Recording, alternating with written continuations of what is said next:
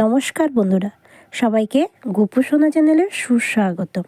বন্ধুরা, আজকে আমরা আলোচনা করব শ্রীকৃষ্ণ স্বয়ং কে এবং শ্রীকৃষ্ণের বংশ পরিচয় এবং শ্রীকৃষ্ণের কতজন পুত্র এবং সব কিছুই জানবো। শ্রীকৃষ্ণকে কানু কেন বলা হয়, শ্রীকৃষ্ণের সম্পর্কে চলুন বন্ধুরা জানা যাক। শ্রীকৃষ্ণের বংশের পরিচয়। ভগবান শ্রীকৃষ্ণ ছিলেন চন্দ্রবংশীয় ক্ষত্রিয়।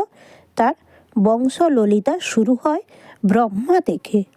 ব্রহ্মার পুত্র অত্রি, অত্রির পুত্র চন্দ্র, চন্দ্রের পুত্র বুধ, বুধের পুত্র পুরুব্রা, পুরুবার পুত্র আয়ু, আয়ুর পুত্র নহুষ, নহুষের পুত্র যজাতি, যজাতির পুত্র যদু।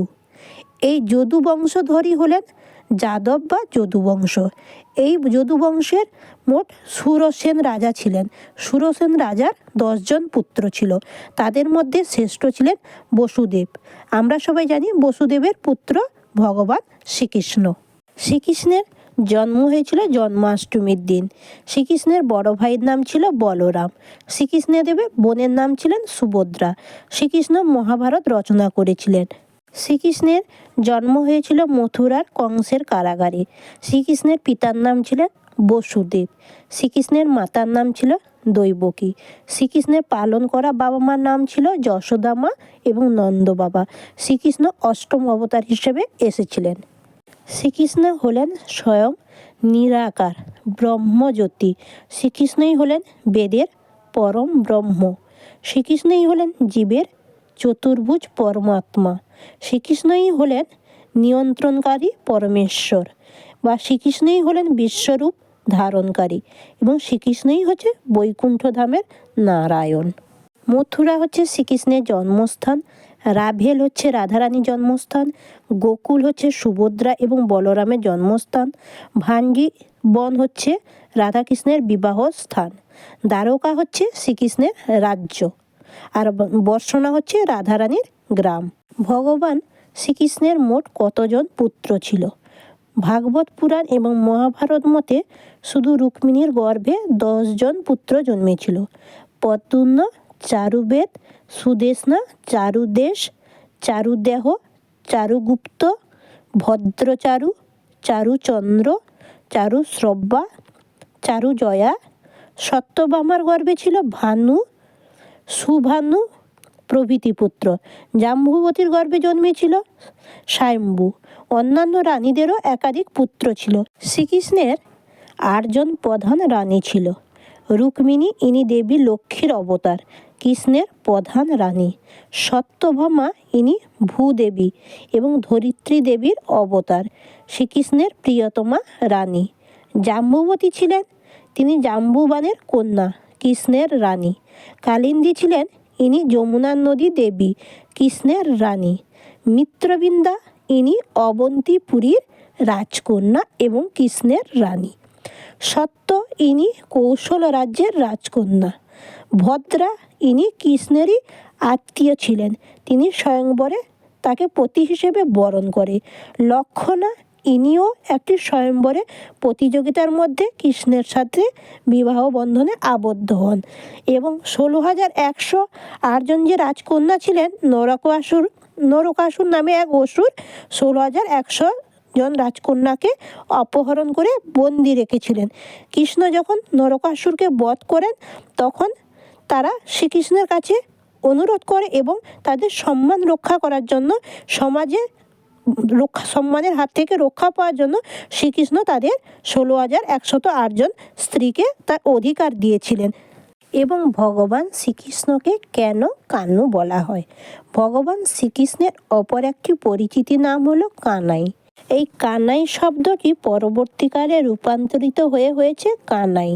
এই কানাই শব্দটি বাংলা অর্থ হচ্ছে অপভ্রংশ। ভৈরবলা অনুস্বার তালব্য। অপভ্রংশ হলো কানাই। আবার এই কানাই শব্দটির সংক্ষিপ্ত আদুরি রূপ হলো কানাই বা কানু। যেমন দিলীপকে বলা হয় দিলু, রামকে বলা হয় রামু, এই জন্য আদুরে নাম করে বলা হয় কানু।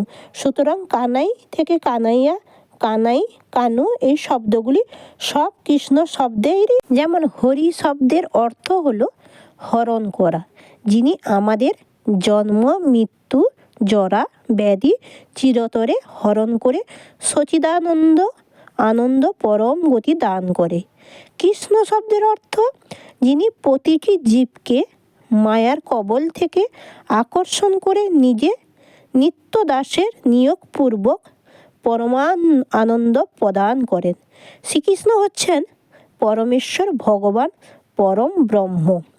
এই যে হরে কৃষ্ণ হরে রাম মহামন্ত্রের অর্থটা হচ্ছে, যেমন হরে শব্দটি সংস্কৃত হরা শব্দ থেকে এসেছে, যার দ্বারা শ্রীমতী রাধারানীকে সম্বোধন করা হয়।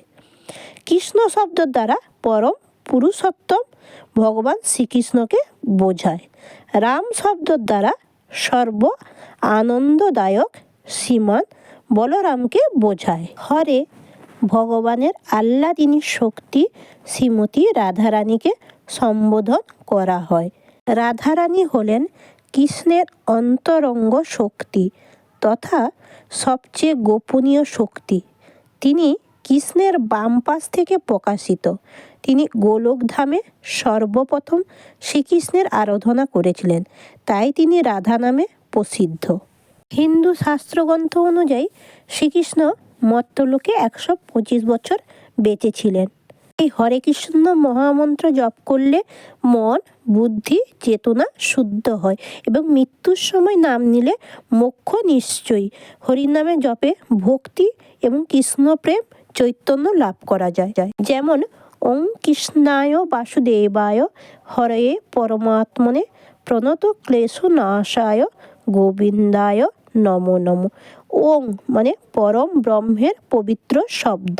কৃষ্ণায় ভগবান শ্রীকৃষ্ণকে, যিনি সর্বোত্তম এবং সর্বজ্ঞানী।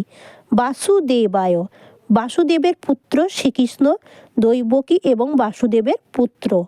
হরয়ে যিনি ভক্তদের দুঃখ দুর্দশা হরণ করেন। পরমাত্মনে যিনি সমস্ত জীবের হৃদয়ে বিরাজমান পরমাত্মা হিসেবে। প্রণত ক্লেশনাশায় যিনি তার শরণাগত ভক্তদের সকল দুঃখ কষ্ট হরণ করেন। গোবিন্দায় যিনি গোপালদের রক্ষাকর্তা এবং যিনি ভক্তদের ইন্দ্রিয়কে পরিতৃপ্ত করে। নমো নমো আমি তাকে শ্রীকৃষ্ণকে বারে বারে প্রণাম জানাই। শ্রীকৃষ্ণ হলেন পরমাত্মা, ভক্তদের দুঃখ দুর্দশা নাশ করেন, যিনি গোবিন্দ রূপে বিশ্ব কল্যাণ করেন। স্বয়ং শ্রীকৃষ্ণকে আমি বারে বারে প্রণাম জানাই। নম ভগবতে বাসুদেবায় এই মন্ত্রের অর্থ হচ্ছে, আমি পরমেশ্বর ভগবান বাসুদেব কৃষ্ণকে প্রণাম করি এবং শান্তি এবং মোক্ষের জন্য এটি হচ্ছে সবচেয়ে শক্তিশালী মন্ত্র। বন্ধুরা রাধে রাধে। বন্ধুরা সবাই ভালো থাকবেন, সাবধানে থাকবেন, সুস্থ থাকবেন। হরি হরি বল। সবাই প্রতিদিন 8 মালা 16 মালা বা পারলে 32 মালা জপ করবেন। হরে কৃষ্ণ। জয় গৌর।